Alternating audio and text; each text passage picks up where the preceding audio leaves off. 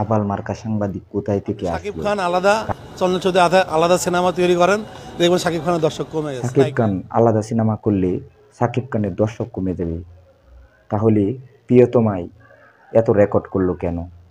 এত দর্শক টানছিল কেন? হলে 42 কোটি টাকা উপার্জন করেছিল প্রিয়তমা থেকে। তাহলে কি শাকিব খানের দর্শক কমে গেছে? পাগলে কি বলে?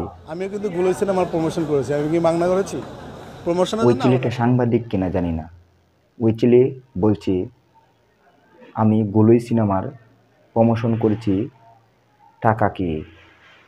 আমরা তো শুরু থেকেই সাকিবিয়ান, তাই না? আমরা ওই ছেলেটা যদি সাকিবিয়ান হয় তাহলে সাকিবের নামে উল্টাপাল্টা কথা কি করে বলে? এই ছেলেটাকে কিভাবে? কেউ তো সাংবাদিক হিসেবে চেনে না, তার পরিচয় কি কেউ জানে না।